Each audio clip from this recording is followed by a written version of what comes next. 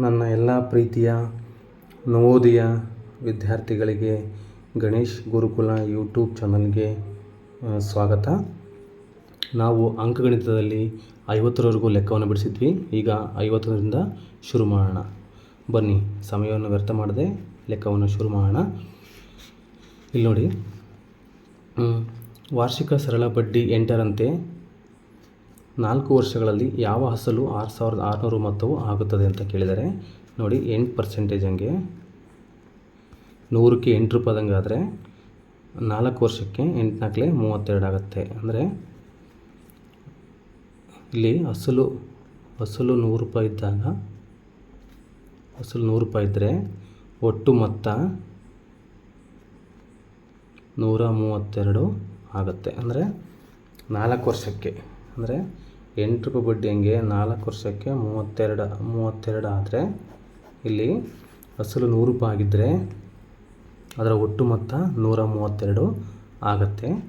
ಈಗ ನೋಡಿ, ಇಲ್ಲಿ ಯಾವ ಅಸಲು 6600 ಮೊತ್ತವಾಗುತ್ತೆ ಕೊಟ್ಟಿದ್ದಾರೆ, ಇಲ್ಲಿ ಮೊತ್ತ 6600 ಆಗುತ್ತಂತೆ. ಆದರೆ ಯಾವುದು ಅಸಲು ಅಂತ ನಮಗೆ ಎಷ್ಟು ಅಸಲು ಅಂತ ಗೊತ್ತಿಲ್ಲ. ನಾನು ಆನ್ಲೈನ್ ಮೆಥಡಲ್ಲಿ ಹೇಳ್ಕೊಡ್ತಾ ಇದ್ದೀನಿ ಈಸಿಯಾಗಿ. ಇದನ್ನು ನಾವು ಕ್ರಾಸ್ ಮಲ್ಟಿಫಿಕೇಷನ್ ಮಾಡಬೇಕು. ನೋಡಿ, 100 ಇಂಟು 6600 ಬೈ ಇದನ್ನು 132 ಎಕ್ಸನ್ನು ಹೊರ ಹಾಕಿದರೆ 132 ಆಗುತ್ತೆ. ಈಗ 132ರಿಂದ ಎರಡನ್ನು ಭಾಗಿಸ್ಬೇಕು. ನಾವು ಈಸಿಯಾಗಿ ಭಾಗಿಸ್ತಾ ಹೋಗೋಣ. ನೋಡಿ, ಈಗ ಇದು ಯಾವ ಮಗಿಂದ ಭಾಗ ಆಗುತ್ತೆ? ಇದು 11ರಿಂದ ಭಾಗ ಆಗುತ್ತೆ.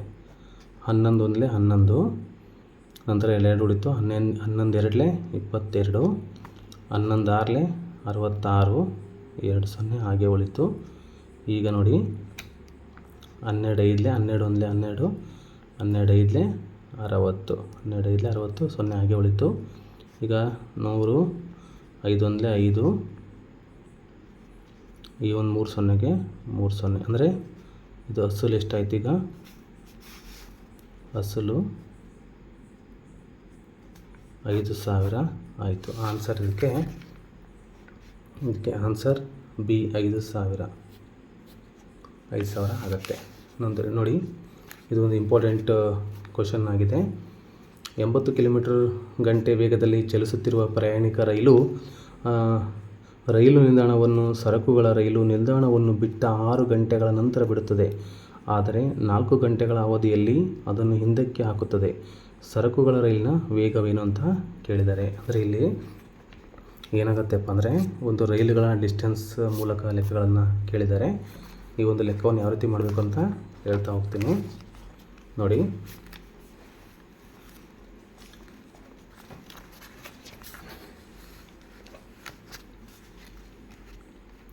ಈ ಲೆಕ್ಕವನ್ನು ಯಾವ ರೀತಿ ಮಾಡಬೇಕು ಅಂತಂದರೆ,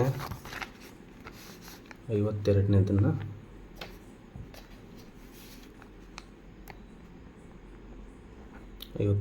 ಕ್ವಶನ್ ಇದು. ಇಲ್ಲಿ ನಾವು ಪ್ಯಾಸೆಂಜರ್ ಟ್ರೈನ್ ಇದೇನು ಮಾಡುತ್ತಪ್ಪ ಅಂದರೆ, ಇದು 80 ಕಿಲೋಮೀಟ್ರ್ ಸ್ಪೀಡ್ನಲ್ಲಿ 80 km/h ಸ್ಪೀಡ್ನಲ್ಲಿ ಇದು ಚಲಿಸುತ್ತೆ. ನಂತರ ಇದು ಗೂಡ್ಸ್ ಟ್ರೈನು, ಇದರದ್ದು ಸ್ಪೀಡು ಕೊಟ್ಟಿಲ್ಲ. ಇಲ್ಲೇನಾಗತ್ತಪ್ಪ ಅಂದರೆ, ಗೂಡ್ಸ್ ಟ್ರೈನ್ ಒಟ್ಟು 6 ಗಂಟೆಗಳ ನಂತರ ಬಿಡ್ತದೆ. ಗೂಡ್ಸ್ ಟ್ರೈನ್ ಏನಾಗುತ್ತೆ, 6 ಗಂಟೆ ನಂತರ, ಇದು 6 hours ನಂತರ, ಆಫ್ಟರ್ 6 ಅವರ್ಸಲ್ಲಿ ಇದು ಬಿಡುತ್ತೆ.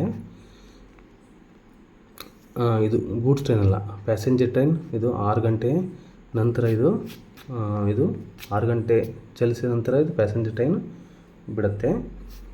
ಇಲ್ಲಿ ನೋಡಿ, ಮುಂದೆ ಹೋಗೋಣ.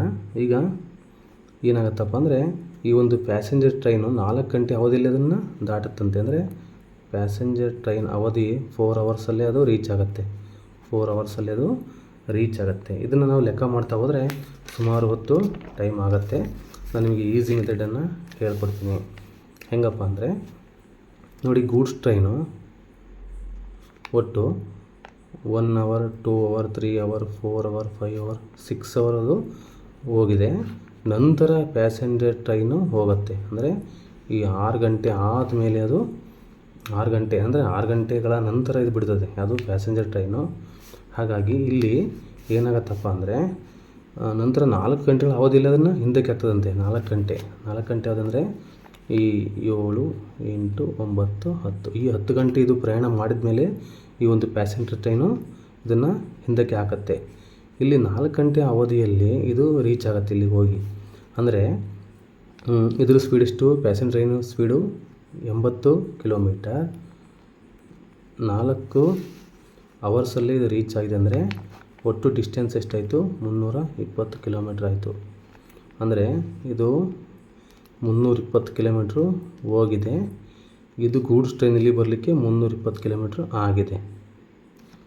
ಈಗೇನು ಪ್ರಶ್ನೆ ಏನಪ್ಪ ಅಂದರೆ, ಅದನ್ನು ಹಿಂದಕ್ಕೆ ಹಾಕಿದ್ರೆ ಸರಕುಗಳ ರೈಲಿನ ವೇಗ ಎಷ್ಟು ಅಂತ ಕೇಳಿದರೆ, ಅಂದರೆ ಈಗ ಒಂದು ಗೂಡ್ಸ್ ಟ್ರೈನ್ನ ಸ್ಪೀಡ್ ಎಷ್ಟು ಅಂತ ಕೇಳಿದರೆ ಅದೊಂದು ಸೂತ್ರ ಇದೆ, DST.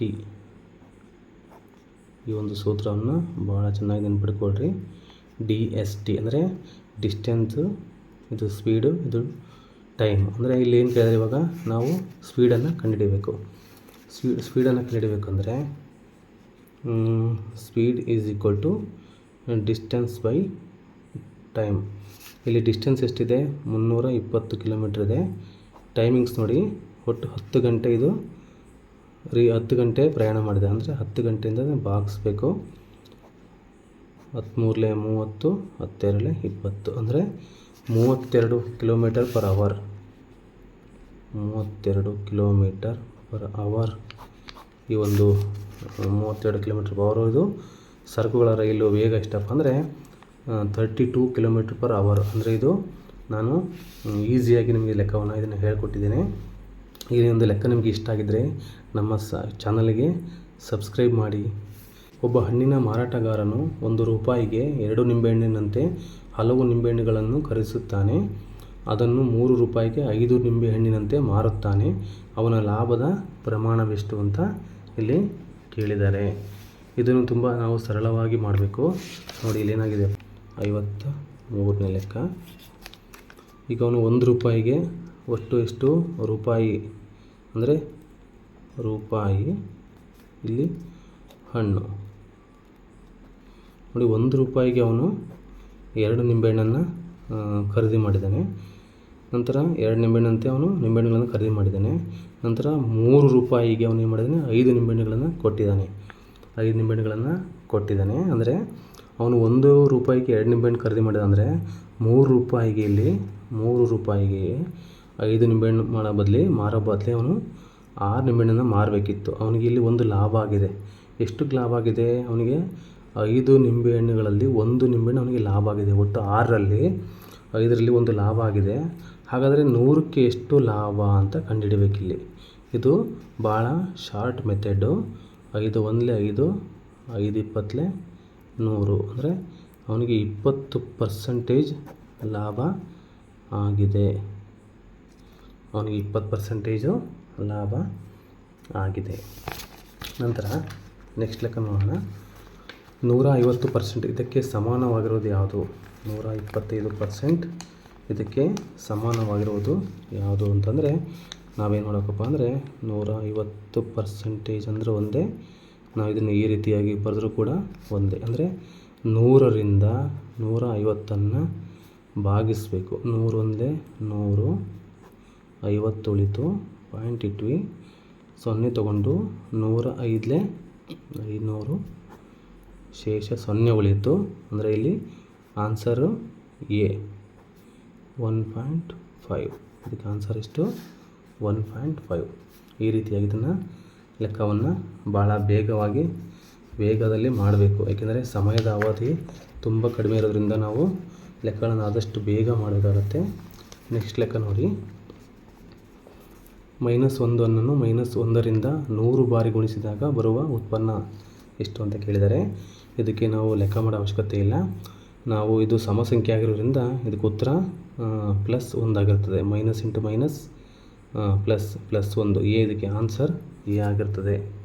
ಇದಕ್ಕೆ ಆನ್ಸರ್ ಯಾವುದು? ಎ ಆಗಿರ್ತದೆ. 100 ನೈಸರ್ಗಿಕ ಸಂಖ್ಯೆಗಳಲ್ಲಿ 3 ಮತ್ತು 5 ಎರಡರ ಗುಣಾಂಶಗಳ ಸಂಖ್ಯೆಗಳ ಸಂಖ್ಯೆ ಅಂತ ಕೇಳಿದರೆ, ಅಂದರೆ ಈ ಎರಡನ್ನು ಗುಣಿಸ್ಬೇಕಿಲ್ಲಿ. ಗುಣಿಸ್ಬೇಕಂದ್ರೆ 3 × 5 ಗುಣಿಸ್ಬೇಕು. 3 × 5 ಗುಣಿಸ್ಬಿಟ್ರೆ 3 ಇಲ್ಲಿ 15. ಅಂದರೆ ಇಲ್ಲಿ 15 ಗುಣಾಂಶಗಳ ಸಂಖ್ಯೆಗಳ ಸಂಖ್ಯೆ. ಅಂದರೆ ಈ ಗುಣಾಂಶ ಅಂದರೆ 100ವರೆಗೂ 15 ಬಗ್ಗಿಂದ ಭಾಗ ಆಗ್ತಕ್ಕಂಥ ಸಂಖ್ಯೆಗಳು. 15 ಒಂದಲೇ 15, 15 ಎರಡಲೇ 30, 15 ಮೂರಲೇ 45, 15 ನಾಲ್ಕಲೇ 60, 15 ಐದಲೇ 75, 15 ಆರಲೇ 90. ಮುಂದೆ ಬರಲ್ಲ. 15 ಏಳಲೇ 105 ಆಗುತ್ತೆ. ಅಂದರೆ 100 ಮೇಲೆ ಆಗುತ್ತೆ. ಹಾಗಾಗಿ ಸಂಖ್ಯೆಗಳ ಸಂಖ್ಯೆ ಎಷ್ಟು? 1 2 3 4 5 6, ಒಟ್ಟು 6 ಸಂಖ್ಯೆಗಳು ಇಲ್ಲಿ ಬಂದಿದೆ. ಇದಕ್ಕೆ ಉತ್ತರ 6. ಉತ್ತರ ಎಷ್ಟು? ಇದಕ್ಕೆ 6 ಆಗುತ್ತೆ. ನಂತರ ಮುಂದಿನ ಲೆಕ್ಕವನ್ನು ನೋಡೋಣ. ನೋಡಿ, ಒಂದು ಆಯತಾಕಾರದ ಕ್ಷೇತ್ರದ ಉದ್ದವು ಅದರ ಅಗಲಕ್ಕಿಂತ 2 ಪಟ್ಟಿರುತ್ತದೆ. ಅಡ್ಡ 8 ಮೀಟರ್ ಚದರ ಈಜುಕೊಳವು ಕ್ಷೇತ್ರದ 8ನೇ ಒಂದು ಭಾಗವನ್ನು ಆಕ್ರಮಿಸುತ್ತದೆ. ಆಯತಾಕಾರದ ಕ್ಷೇತ್ರದ ಉದ್ದವು ಏನು ಅಂತ ಕೇಳಿದರೆ, ಇದು ಒಂದು ತುಂಬ ಇದರ ಉದ್ದ ನಮಗೆ ಗೊತ್ತಿಲ್ಲ ಮತ್ತು ಅಗಲ ಕೂಡ ಗೊತ್ತಿಲ್ಲ. ಇಲ್ಲಿ ಏನಾದರೂ ಹೇಳಿದರೆ ಉದ್ದವು ಅದರ ಅಗಲಕ್ಕಿಂತ 2 ಪಟ್ಟು. ಅಂದರೆ ಅಗಲ ಒಂದಿದ್ದರೆ ಅಗಲ ಎಕ್ಸ್ ಆಗಿರಲಿ, ಅಗಲ ಎಕ್ಸ್ ಆಗಿರಲಿ, ಉದ್ದ ಎಷ್ಟು? ಇದು 2x ಆಗಿರಲಿ. ನೋಡಿ, ಈ ಪ್ರಶ್ನೆ ನೋಡ್ತಾ ಹೋದಾಗ ನಂತರ ನಾವೇನು ಕಂಡುಹಿಡಬೇಕಪ್ಪ ಅಂದರೆ, ಇಲ್ಲಿ 8 ಮೀಟರ್ ಚದರ ಅಂದರೆ 8 ಮೀಟರ್ ಉದ್ದ ಮತ್ತು 8 ಮೀಟರ್ ಅಗಲ. ಅಂದರೆ ಏನಾಗುತ್ತದೋ 8 ಮೀಟರ್ ಅಂದರೆ 8 ಮೀಟರ್ ಉದ್ದ ಮತ್ತು 8 ಮೀಟರ್ ಅಗಲವನ್ನು ನಾವು ನೋಡ್ತೇವೆ. ಒಟ್ಟು ಕ್ಷೇತ್ರಫಲ 8 8 64 ಚದರ ಮೀಟರ್ ಆಗುತ್ತೆ. ಇಲ್ಲಿ 8 ಮೀಟರ್ ಉದ್ದ ಮತ್ತು 8 ಮೀಟರ್ ಅಗಲ ಇರೋದರಿಂದ ಈ ಒಂದು ಕ್ಷೇತ್ರಫಲ 8 8 64 ಚದುರ ಮೀಟರ್ ಆಗುತ್ತದೆ. ಇದು ಒಟ್ಟು ಕ್ಷೇತ್ರಫಲ ಏನಾಯ್ತು ಇವಾಗ? ಇದು ಕ್ಷೇತ್ರಫಲ.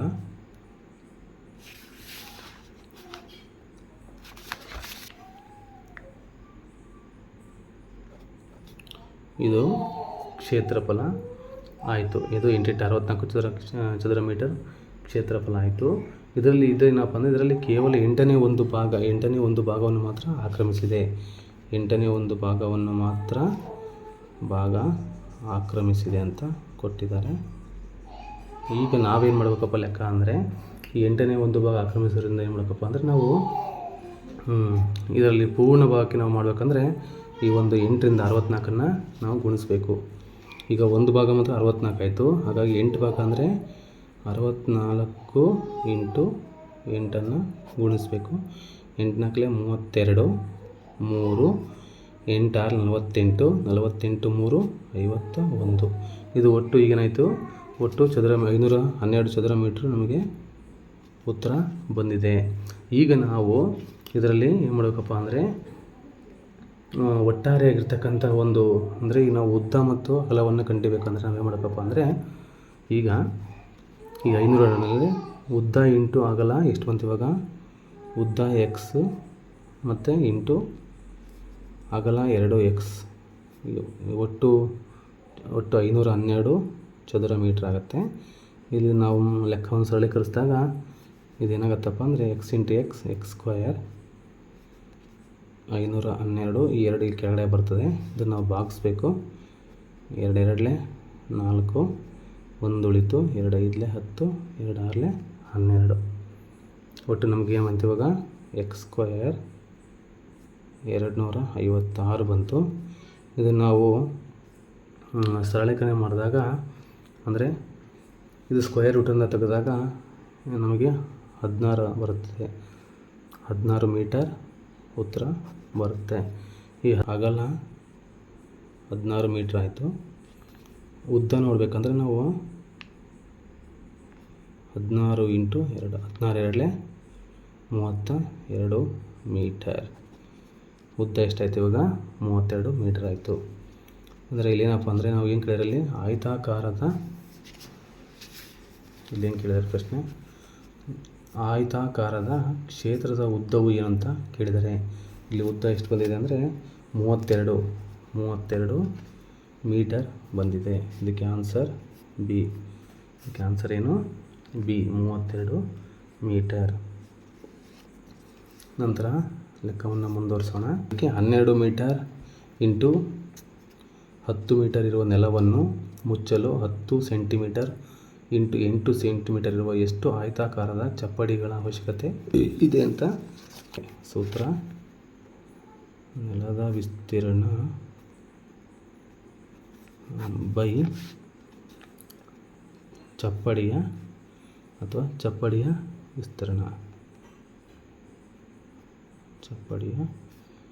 ವಿಸ್ತೀರ್ಣ. ನೋಡಿ, ನೆಲದ ವಿಸ್ತೀರ್ಣ ನಮಗೆ ಸಿಕ್ಕಿದೆ. ಏನಪ್ಪ ಅಂದರೆ 1200 ಇಂಟು 1000 ಬೈ ಚಪ್ಪಡಿ ವಿಸ್ತೀರ್ಣ 10 ಇಂಟು 8. ಅದನ್ನು ನಾವೀಗ ಸರಳೀಕರಣ ಮಾಡಬೇಕು. ನೋಡಿ, ಈ ಸೊನ್ನೆಗೂ ತೆಗೆಯೋಣ. ನಂತರ 4 2 8, 4 3 12, 2 0 ಹಾಗೆ ಇಡೋಣ. ನಂತರ 2 1 2, 2 5 10, ಈ ಒಂದು ಸೊನ್ನೆನ ಹಾಗಿಡೋಣ. ನೋಡಿ, 3 5 15, 3 5 15, ಈ 3 ಸೊನ್ನೆಗೆ 3 ಸೊನ್ನೆ ಹಾಗೆ ಇಡೋಣ. ಈ ಒಟ್ಟು 15,000 ಉತ್ತರ ಬಂತು. ಅಂದರೆ ನಮಗೇನು ಇಲ್ಲಿ ಚಪ್ಪಡಿಗಳ ಅವಶ್ಯಕತೆ ಇದೆ. ಅಂದರೆ ಇಲ್ಲಿ ಒಟ್ಟು 15,000 ಚಪ್ಪಡಿಗಳ ಅವಶ್ಯಕತೆ ಇದೆ. ಇದಕ್ಕೆ ಉತ್ತರ 15,000. ಈಗ ನಾವು 9ನೇ ಲೆಕ್ಕಕ್ಕೆ ಹೋಗೋಣ. ಈ ಕೆಳಗಿನದನ್ನು ಸರಳೀಕರಿಸಿ ಬರುವ ಉತ್ತರ ತಿಳಿಸಿ ಅಂತ. ಈ 5ಕ್ಕೂ ಈ 5ಕ್ಕೂ ಹೋಗುತ್ತೆ. ಇಲ್ಲಿ ಏನಾಗುತ್ತಪ್ಪ ಅಂದರೆ ನಾವು ಸರಳೀಕರಣ ಮಾಡ್ಕೋಬೇಕಾಗತ್ತೆ. 4 2 8, 4 3 12, ಇಲ್ಲಿ ಎಷ್ಟು ಉಳಿತಪ್ಪ ಅಂದರೆ 15.5 ಮೈನಸ್ 3/2 ಅಷ್ಟೇ ಉಳಿಯುತ್ತೆ ಇಲ್ಲಿ. ಪ್ಲಸ್ ನಾವಿಲ್ಲಿ ಸರಳೀಕರಣ ಮಾಡಿದಾಗ 7 ಡಿವೈಡೆಡ್ ಬೈ 4 1 4, 4 3 7/4 ಉಳಿಯುತ್ತೆ. ಈಗ ಇದನ್ನು ಕ್ಲೋಸ್ ಮಾಡೋಣ ನಾವು. ಇಂಟು 2. ನಾವು ಇದನ್ನು ಸರಳೀಕರಣ ಮಾಡಿದಾಗ ಇದು ಎಷ್ಟಾಗತ್ತಪ್ಪ ಅಂದರೆ 7 ಇಂಟು 4/7 ಆಗುತ್ತೆ. ಇಲ್ಲಿ ಏನಿಲ್ಲ ಅಂದರೆ 1 ಇದೆ ಅಂತ ಅರ್ಥ. ಇದಕ್ಕೂ ಹೋದರೆ ಇಲ್ಲಿ 4 ಮಾತ್ರ ಉಳಿಯುತ್ತೆ. 15.5 ಮೈನಸ್ 3/2 ಪ್ಲಸ್ 4 ಕ್ಲೋಸ್ ಆಗುತ್ತೆ ಇಂಟು 2. 15.5 ಮೈನಸ್ ಇದು ಏನಾಗುತ್ತಪ್ಪ ಅಂದರೆ ಕೂಡಿದಾಗ 4 ಪೂರ್ಣಾಂಕ 3ನೇ 2 ಆಗುತ್ತೆ ಇಂಟು 2. ಇಲ್ಲಿ ಆವರಣ ಇದೆ. ಈಗ ಆವರಣ ಇರೋದ್ರಿಂದ ಏನು ಮಾಡಬೇಕಪ್ಪ ಅಂದರೆ ನಾವು ಇಲ್ಲಿ ಈ ಲೆಕ್ಕವನ್ನು ನಾವು ಬೇರೆ ಥರ ಈ ಲೆಕ್ಕವನ್ನು ಫಸ್ಟ್ ಮಾಡ್ಕೋಬೇಕು. ಇದು ನೋಡಿ, 4 2 8, 8 3 11, 11/2 ಇಂಟು 2, 15.5 ಮೈನಸ್ ನಾವು ಇದನ್ನು ಸರಳೀಕರಣ ಮಾಡಿದಾಗ 2ಕ್ಕೂ ಹೋಗುತ್ತೆ. ಇಲ್ಲಿ 15.5 ಮೈನಸ್ 11 ಬರ್ತದೆ. ನೋಡಿರಿ, 15ರಲ್ಲಿ 11 ಹೋದರೆ ಎಷ್ಟಾಗುತ್ತೆ? 4.25 ಆಗುತ್ತೆ. 4.25 ಉಳಿಯುತ್ತೆ. ಇದನ್ನು ನಾವು ಇದು ಸಮಭಿನ್ನ ರಾಶಿಯಲ್ಲಿದೆ. ವಿಷಮಭಿನ್ನ ರಾಶಿ ಮಾಡಿಕೊಂಡಾಗ 4 2 8 ಪ್ಲಸ್ 1 9, 9/2 ಆಗುತ್ತೆ. ಇದಕ್ಕೆ ಆನ್ಸರ್ 9/2. ಯಾವ ಸಂಖ್ಯೆಯು 3 4 5 ಮತ್ತು 6ರಿಂದ ಭಾಗಿಸಲ್ಪಡುತ್ತದೆ ಅಂತ ಕೊಟ್ಟಾರೆ. ಇವುಗಳಲ್ಲಿ ಯಾವ ಸಂಖ್ಯೆ ಈ ಒಂದು ಎಲ್ಲ ಸಂಖ್ಯೆಗಳಿಂದ ಭಾಗ ಆಗುತ್ತೆ ಅಂತ ಕೇಳಿದ್ದಾರೆ. ಇದಕ್ಕೆ ಸರಳ ಲಾಸಹವನ್ನು ಕಂಡುಹಿಡ್ಕೊಳ್ಬೇಕು. 4 5 ಮತ್ತು 6ಕ್ಕೆ ಲಾಸಹವನ್ನು ಕಂಡುಹಿಡಬೇಕು. ನೋಡಿ, 2ರಿಂದ 3 ಹೋಗಲ್ಲ. 2 2 4, 5ಕ್ಕೆ 5, 2 3 6, ನಂತರ 3ಕ್ಕೆ 3, 2 2 4, 5ಕ್ಕೆ 5, 2 3 6, ನಂತರ ಮತ್ತೆ 3ರಿಂದ 3 1 2, 5, 3 1 3, ನಂತರ 2ರಿಂದ 2 1 2, 5ಕ್ಕೆ 5, 1ಕ್ಕೆ 1, ನಂತರ 5ರಿಂದ 1 1 1. ನಂತರ ಈಗ ಮಾಡ್ಬೇಕಂದ್ರೆ ಈ 2 ಇಂಟು ಇವನ್ನ ನಾವು ಗುಣಿಸ್ಕೋಬೇಕು. 2 ಇಂಟು 3 ಇಂಟು 2 ಇಂಟು 5, 3 2 6, 6 2 12, 12 5 60, 12 5 60. ಇದು ಲಾಸಹ, ಲಘುತ್ತಮ ಸಾಮಾನ್ಯ ಅಪವರ್ತನ. ಈ ಲಾಸಹ ಅಂದರೆ ಇದು ಯಾವುದೇ ಒಂದು ಮಗ್ಗಿಂದ ಭಾಗ ಸಂಖ್ಯೆ. ಅಂದರೆ ಇವು 3ಗಳಿಂದನೂ 1 3 4 5ರಿಂದ ಮತ್ತು 6ರಿಂದ ಭಾಗಿಸಲ್ಪಡುವ ಸಂಪೂರ್ಣ ಸಂಖ್ಯೆ ಯಾವುದಪ್ಪ ಅಂದರೆ ಅದು 60. ನೋಡಿ, ನಿಮಗೆ ಈ ಒಂದು ವಿಡಿಯೋ ಇಷ್ಟ ಆಗಿದೆ ಅಂದ್ಕೊಳ್ತೀನಿ. ನಮ್ಮ ಚಾನಲನ್ನು ಸಬ್ಸ್ಕ್ರೈಬ್ ಮಾಡಿ, ಹಾಗೆ ಲೈಕ್ ಬಟನನ್ನು ಪ್ರೆಸ್ ಮಾಡಿ ಅಂತ ಹೇಳ್ತಾ, ನಮ್ಮ ಈ ಗಣೇಶ್ ಗುರುಕುಲ ಯೂಟ್ಯೂಬ್ ಚಾನಲನ್ನು ಸಬ್ಸ್ಕ್ರೈಬ್ ಮಾಡ್ಕೊಳ್ಳಿ ಅಂತ ಹೇಳ್ತಾ ಇಲ್ಲಿ ವಿಡಿಯೋನ ಮುಗಿಸ್ತಾ ಇದ್ದೀನಿ. ಧನ್ಯವಾದ.